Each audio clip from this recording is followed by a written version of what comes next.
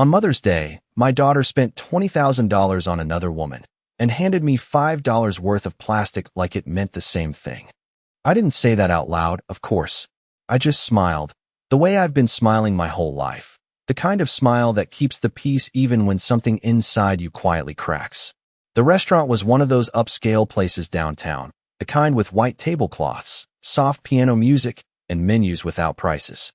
Emily had chosen it, of course. She always did now. Ever since she married Daniel, everything seemed to come with a certain polish, a certain standard I was never quite able to meet. I arrived 10 minutes early, as I always do, and sat at the table they'd reserved near the window. I watched other families gather, daughters hugging their mothers, grandchildren climbing into laps, waiters pouring water into crystal glasses. It should have felt warm. It should have felt like something I'd spent decades earning. Instead, there was a quiet distance I couldn't quite explain. When Emily and Daniel finally walked in, Linda was right between them. Her arm looped through Emily's like they shared something unspoken, something permanent. Emily spotted me and waved, bright and cheerful, the same smile she used when she was a little girl asking for something she already knew she'd get. "Happy Mother's Day, Mom," she said, leaning in to give me a quick hug, light and careful, like she didn't want to wrinkle her dress. Linda followed with a gracious nod, perfectly composed, her silver hair styled just right, her posture straight like she'd been practicing for this moment her entire life. We ordered brunch. Eggs Benedict, fresh fruit, mimosas I barely touched. I listened as Emily talked about their recent trip, about Daniel's promotion, about a cruise they were planning later that summer. I know everything I needed to know. Linda gasped softly as Emily opened it, revealing a diamond ring that caught the light like something out of a jewelry store window on Fifth Avenue. "Oh my goodness, Emily." Linda's voice trembled just enough to sound genuine. "It's a little something to say thank you for everything you've done for us," Emily said, her hand resting affectionately on Linda's arm. "And the cruise, we're all going together this summer. First class." Daniel smiled proudly beside her, like this was exactly how things were supposed to be. I felt my fingers tighten slightly around my napkin, but I kept my face still smiling, always smiling. Then Emily turned to me. "And Mom, I got you something too." She reached into her bag again, this time pulling out a small, thin box. No velvet, no weight to it, just something light, almost forgettable. I took it carefully, the way you handle something you're not sure you're supposed to value. I opened it. Inside was a plastic bracelet, pale, translucent, the kind you might find hanging on a rack near a checkout counter. For a second, I thought maybe there was more. Maybe this was just the beginning. But that was it.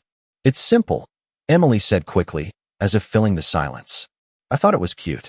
"And you don't really wear jewelry like Linda does." I nodded slowly, closing the box with the same care I'd opened it. "It's lovely," I said, and I meant it in the only way I could. Around us, the conversation moved on. Linda admired her ring. Daniel ordered another round of drinks. Emily laughed, her voice light and easy, completely unaware, or maybe completely unconcerned, about the quiet shift that had just taken place right in front of her. I sat there, the small box resting in my lap, and for the first time, something became painfully clear. It wasn't about the money. It wasn't even about the gift. It was about where I stood. Or rather, where I no longer stood. Because in that moment, watching my daughter beam at another woman like she was the center of her world, I realized something I had never allowed myself to see before. I wasn't her priority anymore. Maybe I hadn't been for a long time. I just hadn't wanted to admit it. And the strangest part was, no one at that table thought anything was wrong. Not Emily. Not Daniel. Not even Linda. To them, this was normal. Balanced. Fair. I placed the box gently into my purse, smoothing the clasp shut with steady hands. Then I picked up my glass, took a small sip of water, and smiled again. Because if there's one thing I've learned after 68 years, it's this. Sometimes the quietest moments are the ones that change everything. I stayed until the end of the meal because leaving early would have raised questions, and I was not ready to answer any of them. Emily kept talking, her voice bright and effortless, moving from one story to the next as if nothing unusual had happened. Daniel nodded along, occasionally adding a detail or correcting a date, while Linda sat there with that quiet, satisfied smile, her fingers brushing against the diamond ring as though she needed to remind herself it was real. I watched them more than I listened. I noticed how Emily leaned toward Linda when she laughed, how she asked her opinion before making even the smallest decision, how naturally she reached for her hand when the waiter came to clear the plates. It was not forced. It was not polite. It was something deeper, something chosen. When the check arrived, Daniel took it without hesitation, but I caught a glimpse of the total before he folded the receipt. It was more than I used to spend on groceries in a month when Emily was growing up. Back then, I had counted every dollar. I had stretched meals, worked late shifts, skipped things I wanted so she would never have to feel like she was missing out. I never told her how close things had been sometimes. I never wanted her to carry that weight. I thought that was what mothers did. They made sure their children only saw the good parts. As we walked out of the restaurant, Emily slipped her arm through mine for just a moment. "Did you like your gift, Mom?" she asked casually, like she was checking off a list. I looked at her, really looked at her, trying to find the little girl who used to draw me handmade cards with crooked hearts and misspelled words. "Of course," I said softly. "It was thoughtful." She smiled, satisfied with that answer, and let go of my arm almost immediately, turning back toward Linda as if pulled by something stronger than habit. Outside, the air was warm, the kind of early summer afternoon that used to feel full of promise. Daniel went to bring the car around, leaving the three of us standing on the sidewalk. For a brief second, there was silence. Then Linda adjusted her purse and said, "Emily has always had such a generous spirit." I nodded politely. "She learned from the best," I replied. Linda gave a small, measured smile, the kind that acknowledged the words without accepting them. When the car pulled up, Emily hugged me again, quick and light. "We will call you later this week," she said. "Maybe we can do dinner sometime." I knew what that meant. It meant someday, not soon. It meant when it was convenient. I watched them drive away, the car disappearing into the afternoon traffic, and I stood there a little longer than necessary, as if something might call me back. Nothing did. When I got home, the house was exactly as I had left it that morning. Quiet. Orderly. Still. I placed my purse on the kitchen counter and took out the small box, setting it down in front of me. For a moment, I did not open it. I just looked at it, the thin plastic edges catching the light from the window. Then I lifted the lid again, slower this time. The bracelet lay there, unchanged, as simple as it had been at the restaurant. I slipped it onto my wrist. It was too loose, sliding down toward my hand with no weight to anchor it. I turned my wrist slightly, watching how it moved, how it almost seemed to disappear against my skin. $5, maybe less. I thought about the ring again, about the cruise, about the way Emily's eyes had lit up when she presented those gifts. Then I looked around my kitchen, at the cabinets I had painted myself years ago, at the table where Emily had done her homework, where I had sat across from her night after night, making sure she understood her lessons, where I had told her she could be anything she wanted to be. I had believed that. I still did. But somewhere along the way, the meaning of everything had shifted. I walked over to the sink and turned on the water, letting it run longer than necessary. Not because I needed it, but because the sound filled the silence. I rested my hands on the counter and stared out the window at the small backyard I had taken care of for decades. Nothing had changed out there. The same fence, the same trees, the same patch of sunlight moving slowly across the grass. And yet, something inside me had settled into a new understanding. This was not a mistake. It was not a misunderstanding. It was a choice. A quiet, deliberate choice that had been building for years, one small moment at a time, until it finally became impossible to ignore. I reached up and unclasped the bracelet, placing it back into the box with careful precision. Then I closed the lid and set it aside, not with anger, not with sadness, but with a kind of calm I had not felt before. Because for the first time, I was no longer asking myself what I had done wrong. I was starting to see things exactly as they were.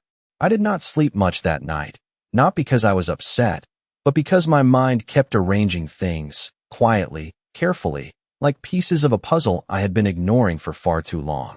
I lay there in the dark, staring at the ceiling, and one memory after another began to surface, small moments I had dismissed at the time, moments that now felt different when I looked at them through this new lens. The first one came from last Thanksgiving. Emily had insisted we keep things simple that year. "Just a small dinner," she had said over the phone, her voice warm but distant. "Nothing big, Mom. Daniel's family is hosting something earlier, so we will just stop by for dessert." I had agreed without hesitation. Of course I had. I spent the entire day preparing her favorite dishes anyway, the ones she used to request when she was younger. The turkey came out perfect. The stuffing had just the right balance of herbs. I even made the cranberry sauce from scratch the way she liked, with a little extra orange zest. I waited until the candles burned halfway down before I realized they were not coming. Later that evening, I saw the photos online. A full dinner. At Linda's house. A long table filled with people, laughter captured in every frame. Emily sat right in the center, smiling the same bright smile she had worn at the restaurant, her hand resting comfortably on Linda's shoulder. The caption read, "Grateful for family." I remember staring at that photo for a long time, telling myself there must have been a misunderstanding, that maybe plans had changed at the last minute. I did not call her. I did not ask.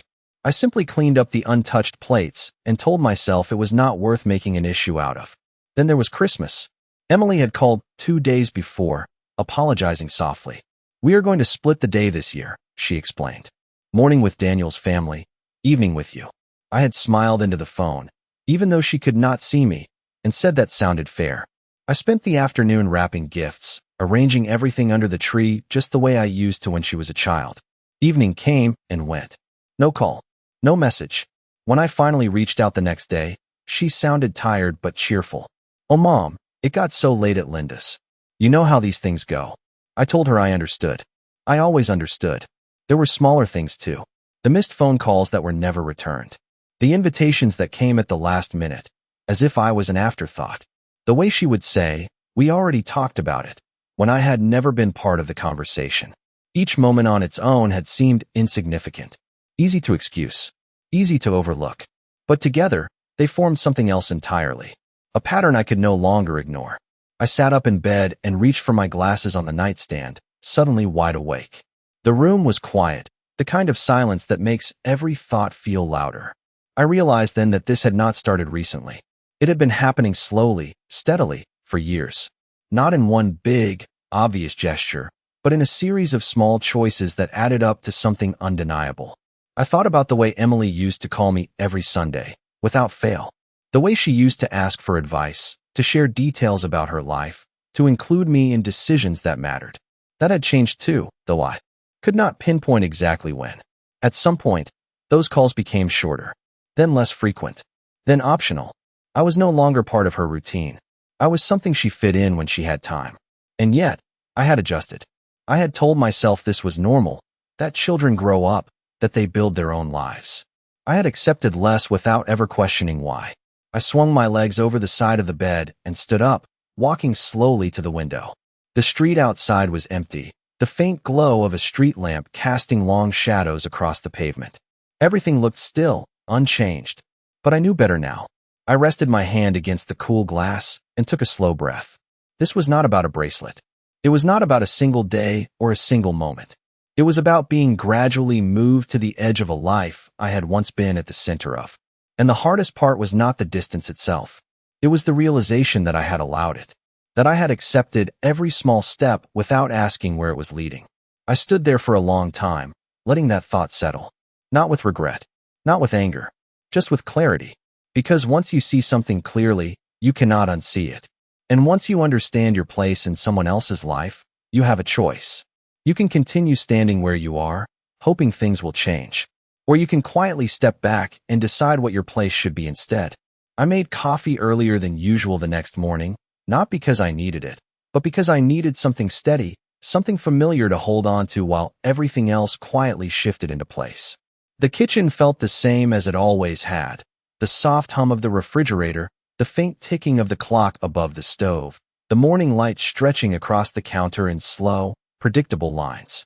I wrapped my hands around the mug and stood there for a moment, letting the warmth settle into my fingers, grounding me in something real.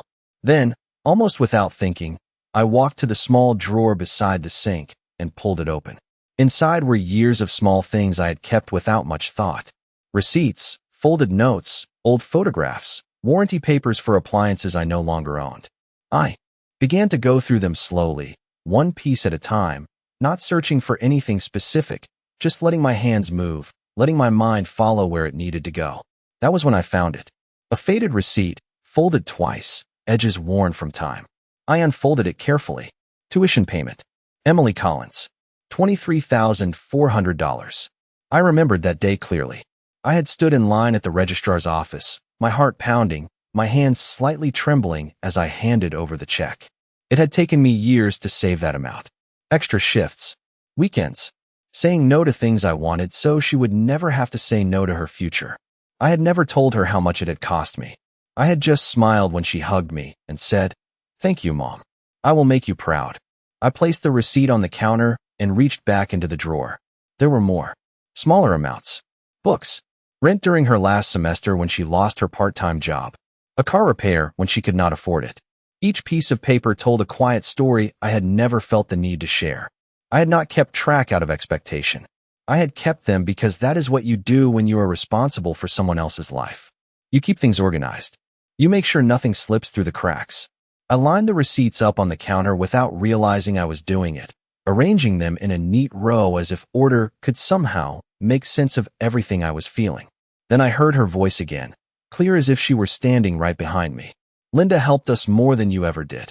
It had been said so casually, so easily, like a fact that did not need to be questioned. I closed my eyes for a moment, letting that sentence settle. Not to hurt me, not anymore, but to understand it. Because that was the difference now. I was no longer reacting. I was observing. I opened my eyes and looked at the receipts again. The numbers had not changed. The years had not changed. The effort, the sacrifice, the quiet decisions I had made over and over again, none of that had disappeared. Only the recognition of it had. And that, I realized, was something I could not control. I could not rewrite her memory. I could not force her to see what she had chosen to overlook. But I could choose what I did with that understanding. I gathered the papers into a small stack and placed them back into the drawer, not with frustration, but with intention this time. I knew exactly where they were now. I knew what they represented. And more importantly, I knew that I had never asked for anything in return. Not gratitude, not acknowledgement, not even fairness. I had simply given. Freely, consistently, without condition. I turned back to the sink and rinsed my mug, watching the water swirl down the drain. There was a clarity in that moment that felt almost unfamiliar. For years, I had measured my role in Emily's life by how much I could provide, how much I could support, how much I could smooth over when things became complicated. But standing there, with the quiet morning stretching out in front of me, I began to understand something I had never allowed myself to consider before. Providing had become expected. Support had become invisible. And smoothing things over had slowly erased my place altogether. I dried my hands on a towel and looked around the kitchen again, really looked this time, as if seeing it through a different set of eyes. Everything here had been built piece by piece, decision by decision, sacrifice by sacrifice. Not just for me, but for her. For the life she now lived so easily, so confidently, so far removed from where it had all begun. And yet, somehow, I had been reduced to an afterthought. A placeholder. A polite obligation on holidays and occasional dinners. I walked over to the table and pulled out a chair, sitting down slowly. There was no rush now. No urgency. Just a quiet, steady awareness settling deeper with each passing moment. I rested my hands on the table and let out a slow breath. This was not about proving anything. It was not about correcting her or confronting her or demanding that she see things differently. It was about something much simpler. It was about understanding my own value, independent of whether anyone else chose to recognize it. And once that understanding takes hold, something shifts. Not loudly, not dramatically, but permanently. I sat there for a long time, the house still around me, the morning light growing brighter, and for the first time, I was not thinking about what Emily had done. I was thinking about what I would do next. 3 days passed before Emily called, and when she did, her voice sounded exactly the same as it always had, light, casual, as if nothing between us had shifted at all. "Hi, Mom," she said, stretching the word in that familiar way. "I have been meaning to call. Things have just been so busy." I held the phone to my ear, standing by the kitchen window again, watching the same patch of sunlight move across the yard. "I understand," I replied, my voice calm, steady, almost distant to my own ears. There was a brief pause, the kind that used to feel uncomfortable, the kind I would normally rush to fill. This time, I let it sit. "So," she continued, "Daniel and I were actually talking, and we wanted to ask you something." "Of course you did," I thought, but I did not say it. We are thinking about renovating the house, she went on. Nothing major, just updating the kitchen, maybe expanding the living room a little. Linda has already offered to help with some of it, but we might need a bit more to cover everything. There it was. Not dramatic, not confrontational, just a simple request, wrapped in polite words, presented like a natural extension of everything that had come before. I leaned slightly against the counter, letting her words settle before I responded. How much are you thinking? I asked. She hesitated for just a second, as if calculating how to phrase it. Maybe around $15,000, she said finally. Just as a loan, of course. We would pay you back over time. A loan. The word hung there between us, almost delicate. I glanced toward the drawer beside the sink, the one that now held more meaning than it had ever held before. I see, I said. That is a significant amount. I know, she replied quickly, and I would not ask if it was not important. It would really help us, Mom. It would make everything so much easier. Easier. I let that word echo quietly in my mind. Easier for whom? There was another pause. Longer this time. I could hear faint sounds in the background on her end, a television perhaps, or the distant clinking of dishes. Life moving on, uninterrupted. Let me think about it, I said finally. Of course, she answered, relief softening her tone. Take your time. We are not in a rush. But I knew better. There was always a timeline, even if it was not spoken out loud. And Mom, she added, almost as an afterthought, we really do appreciate everything you have done for us. I closed my eyes briefly at that sentence, not because it hurt, but because it felt so rehearsed, so disconnected from the reality I now understood. I am sure you do, I said gently. We ended the call shortly after that, the conversation wrapping up in the same polite, familiar way it always had. I placed the phone down on the counter and stood there for a moment, not moving, not thinking in the way I used to. There was no rush of emotion, no immediate reaction, just a quiet awareness settling deeper into place. I walked over to the drawer and opened it again, pulling out the stack of receipts I had gathered that morning. I held them in my hands, feeling the slight roughness of the paper, the weight of years pressed into something so thin. $15,000. The number repeated itself in my mind, but it no longer carried the same meaning it once would have. Before, I would have said yes without hesitation. I would have found a way, adjusted my own plans, told myself it was worth it if it helped her. That was what I had always done. That was who I had always been. But standing there now, with everything finally laid out clearly in front of me, I understood something that changed the way that number felt. It was not about the amount. It was about the expectation behind it. The assumption that I would say yes. The quiet certainty that I would continue giving, regardless of how little I received in return. I set the receipts back down on the counter, aligning them carefully, almost methodically. Then I closed the drawer, slower this time, as if marking a boundary I had never defined before. I walked back to the table and sat down, folding my hands in front of me. The house was silent again, but it no longer felt empty. It felt still, deliberate.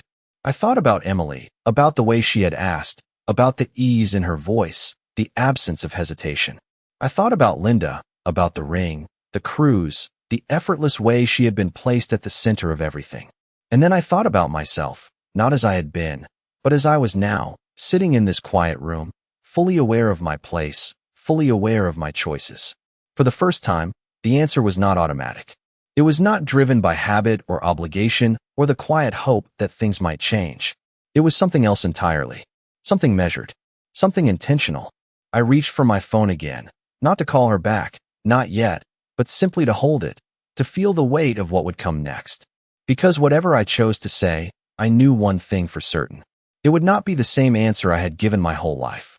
I did not call her back that day, or the next, not because I needed more time to think, but because I wanted to feel what it was like to not respond immediately, to not step in the moment something was expected of me. The silence stretched quietly, not uncomfortable, just different. On the third day, I finally picked up the phone and dialed her number, not with hesitation, but with a kind of calm that felt unfamiliar and steady at the same time. She answered quickly. "Mom, hi," she said, her voice lifting slightly with relief. "I was wondering when you would call." I could hear it in her tone, that subtle expectation that things would return to normal, that I would say yes the way I always had. "I have been thinking about what you asked," I said, keeping my voice even. About the $15,000. There was a pause, then a soft exhale on her end. Okay, she replied, her tone cautious now. And I looked out the window as I spoke, watching a car pass slowly down the street, the world continuing as it always does. I am not going to give you that money, I said. The words came out simply, without force, without apology, just a clear statement of fact. For a moment, there was nothing on the other end of the line. No response, no sound, just silence that felt heavier than anything we had shared before. I do not understand, Emily said finally, her voice tighter now, confusion edged with something else. It is just a loan, Mom. We would pay you back. I nodded slightly, even though she could not see me. I know what you said, I replied. But that does not change my answer. Another pause, shorter this time, sharper. Is this about the other day? She asked. Because if it is, you are overthinking things. The gifts were not meant to be compared. I let that sit between us for a moment before answering. This is not about one day, I said. It is about many days, many years. Her breath caught slightly, and I could almost picture the expression on her face, the shift from confidence to discomfort. I have always been there for you. I continued, not raising my voice, not rushing the words. Whenever you needed something, I found a way to help. And I did that because I wanted to, not because I expected anything in return. Exactly, she interrupted, her tone defensive now. So why is this different? I rested my hand lightly on the table, grounding myself in the steadiness I had found. Because now I understand something I did not understand before, I said. I understand that helping you has become something you expect, not something you appreciate. The silence that followed was different this time. Not empty, but charged. That is not fair, she said quietly. You are making it sound like I do not care about you. I closed my eyes briefly, not out of frustration, but to keep my thoughts clear. I am not saying you do not care, I replied. I am saying that the way you show it has changed. And I have adjusted to that for a long time. But I am not going to keep adjusting in the same way.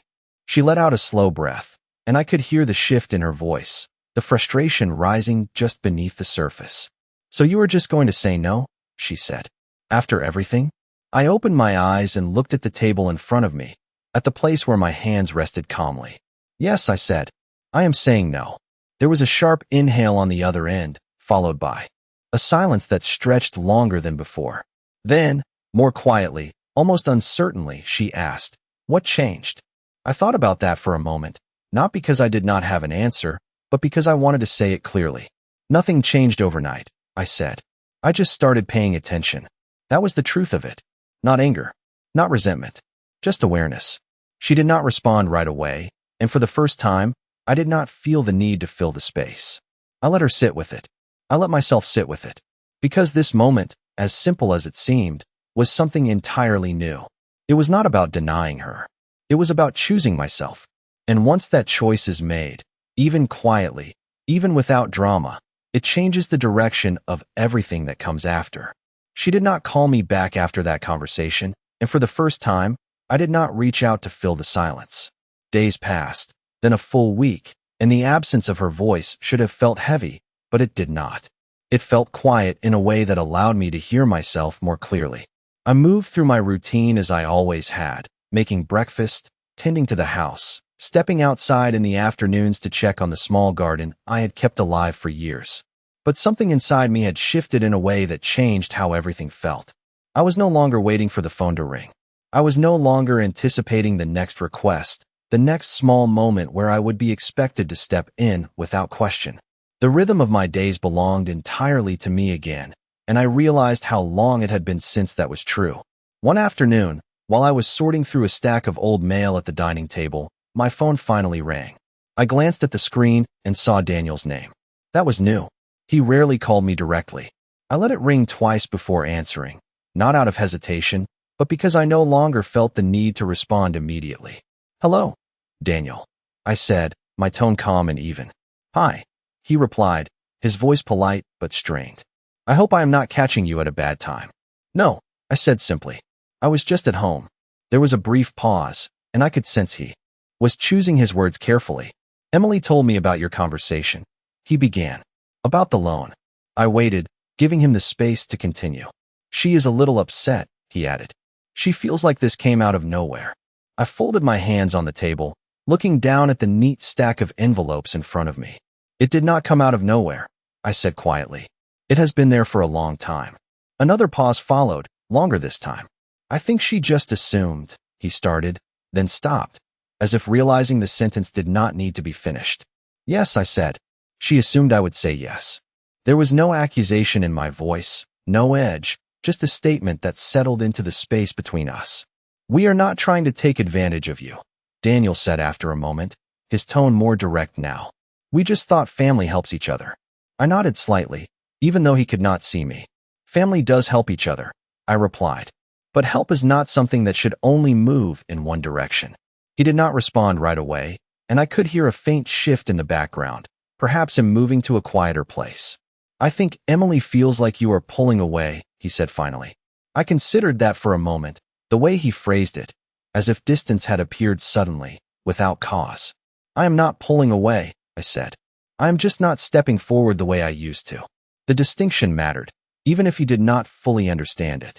She is not used to that, he admitted. I know, I said. Neither am I. The honesty in that moment felt steady, not fragile. So what happens now? He asked, and there was something genuine in the question, something less defensive than before. I looked around the room, at the familiar space that had held so much of my life, and for the first time, I saw it not as something tied to my past, but as something that belonged fully to my present. Now, I said slowly, things continue, just differently. He let out a quiet breath, and I could almost feel him trying to understand what that meant without asking directly. I will tell her you said that, he replied. You can't, I said, but she will understand it in her own time. We ended the call shortly after that, without tension, without resolution, just a quiet acknowledgement that something had changed and would not easily return to what it had been. I placed the phone back on the table and sat there for a moment, not thinking about what I had said, not replaying the conversation the way I might have before. There was no need to second-guess, no need to soften anything after the fact. I had spoken clearly, and that clarity felt like something solid I could stand on. Outside, the afternoon light had shifted again, casting longer shadows across the floor.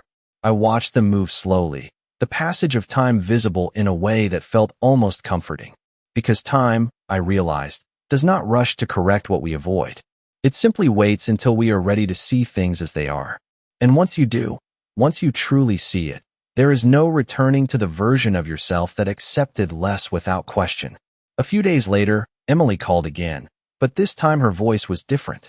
There was no lightness, no easy warmth, only a careful control that felt practiced rather than natural. Mom, she said, skipping any greeting that might soften the tone. Daniel told me what you said. I stood by the same window, the same quiet yard stretching out in front of me, unchanged. I assumed he would, I replied. There was a pause, shorter than before, but sharper. I just do not understand why you are doing this, she said. It feels like you are punishing me over something small. I let her words settle, not reacting immediately, not interrupting. It does not feel small to me, I said calmly. That is the difference. I could hear her exhale, the frustration no longer hidden. So this is about that day again, she pressed. About the gifts. Mom, I already told you, it was not meant to be a comparison. I turned slightly, resting my hand against the back of the chair beside me. You are right, I said. It was not meant to be a comparison, but it revealed something anyway. What does that even mean? She asked, her voice tightening. I could hear movement on her end, perhaps pacing, perhaps adjusting something just out of view. It means I saw where I stand, I said, and more importantly, where I do not. Silence followed, heavier this time, filled with something that neither of us had named yet. You are overthinking this, she said finally, though her voice no longer carried the same certainty. You always do this. You take something simple and make it into something bigger. I almost smiled at that, not because it was amusing, but because it was familiar. No, I said quietly. I have spent years doing the opposite. I have spent years making things smaller than they were, so they would not feel as heavy. That seemed to stop her for a moment. I could feel the shift, subtle but real. So what now? She asked, and this time there was something else beneath the question. Not just frustration, but uncertainty. I looked around the room again, at the steady, familiar space that no longer felt like something I needed to hold on to in the same way. Now, I said, we move forward. but not the way we used to. I do not know what that means, she admitted. It means I am not going to keep giving in the same way, I explained. Not money, not time, not energy, unless it feels balanced. She let out a short breath, almost a quiet laugh, though there was no humor in it. Balanced, she repeated. You make it sound like a transaction. It is not a transaction, I said. It is a relationship. And relationships require balance, whether we acknowledge it or not. Another pause. Longer now. Less defensive. I did not realize you felt this way, she said, softer this time. I nodded slightly, even though she could not see me. That is because I did not show it, I replied. I made it easy for you not to notice. There was a subtle shift in her breathing, a hesitation that had not been there before. So what are you saying? She asked. That things are just different now? I considered that for a moment, choosing my words carefully, not to soften them, but to make them clear. Yes, I said. They are different. Not because I want to create distance, but because I am no longer willing to ignore it. The line went quiet again, but this time it did not feel tense. It felt uncertain, as if she was standing in a place she did not recognize, trying to understand how she had gotten there. I need some time to think about this, she said finally. You can take all the time you need, I replied. And I meant it, because for the first time, I was not waiting for her understanding to validate my own. We ended the call without another word, the silence at the end of it not heavy, not unresolved, just open. I set the phone down gently and stood there for a moment, letting the quiet settle around me again. Nothing dramatic had happened. No raised voices, no harsh words. And yet, everything had changed. Because clarity does not arrive with noise. It arrives quietly, steadily, until it becomes impossible to ignore. I walked over to the small table by the window and sat down, resting my hands in my lap. Outside, the light had shifted again, the afternoon stretching toward evening. And for the first time, I was not wondering how things would return to what they had been. I knew they would not. And more importantly, I did not want them to. A full week passed before I saw her again, not on the phone, not through a message, but standing at my front door on a quiet Saturday morning. I had just finished watering the plants when the doorbell rang. A soft, familiar sound that felt different now, like everything else had begun to feel. When I opened the door, Emily was there, her posture straight, her expression carefully composed, as if she had rehearsed this moment in her mind more than once. Hi, Mom, she said, her voice quieter than usual. I stepped aside without hesitation, allowing her to walk in, the same way I had done countless times before, but something about it felt different, not colder, just clearer. She moved into the living room slowly, glancing around as if noticing things she had not paid attention to in years. The same furniture, the same photographs, the same space that had held so much of her life, even if she had not been part of it recently. I closed the door behind her and followed, stopping a few steps away, giving her space, not out of distance, but out of respect for what this moment needed to be. I have been thinking, she began, her hands loosely clasped in front of her, about what you said. I nodded slightly, waiting, not rushing her, not guiding the conversation the way I might have before. She took a slow breath, looking down for a moment before meeting my eyes again. I did not realize how things looked from your side, she admitted, or how they felt. Her voice was steady, but there was something beneath it, something uncertain, something that had not been there before. I listened without interrupting, letting her find her words. I got used to you always being there, she continued, always saying yes, and I stopped thinking about what that meant. There was no defensiveness in her tone now, no quick explanations or justifications, just a quiet acknowledgement that felt more real than anything she had said before. I walked over to the chair by the window and sat down, gesturing for her to do the same. She hesitated for a second, then sat across from me, her posture less rigid now, more open. It is easy to get used to something that never changes, I said gently, especially when it has always been there. She nodded, her gaze dropping briefly to her hands. But that does not make it right, she said. I studied her for a moment, not searching for perfection in her words, not expecting everything to be resolved in a single conversation, just noticing the shift, the awareness, the willingness to see something she had not seen before. No, I agreed. It does not. There was a pause, but this one felt different from the others we had shared.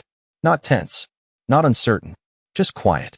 I am not asking you to give us the money, she said after a moment, her voice softer now. That is not why I came. I believed her, not because of the words alone, but because of how she said them. Then why did you come? I asked. She looked at me then, really looked, and for a brief second, I saw something familiar in her expression, something that reminded me of who she had been before everything became so distant. Because I do not want things to stay like this, she said. I do not want to lose you over something I should have understood sooner. I let those words settle, not rushing to respond, not immediately offering reassurance the way I once would have. Because this moment was not about returning to what we had been. It was about deciding what we could be moving forward. You are not losing me, I said finally. But things are not going to go back to the way they were. She nodded slowly, as if she had expected that answer, as if she had already begun to accept it. I know, she said, and maybe that is not a bad thing. I felt a small shift inside me at those words, not dramatic, not overwhelming, just a quiet recognition that something new was beginning to take shape. Not perfect, not certain, but real. I leaned back slightly in the chair, the sunlight from the window falling softly across the room. Relationships change, I said. Sometimes because they have to. She gave a small, thoughtful nod, her shoulders relaxing just a little. Then maybe we can figure out what this one looks like now, she said. I met her gaze, steady and calm, no longer searching for something that was missing, no longer trying to hold on to something that had already shifted. Maybe we can, I replied.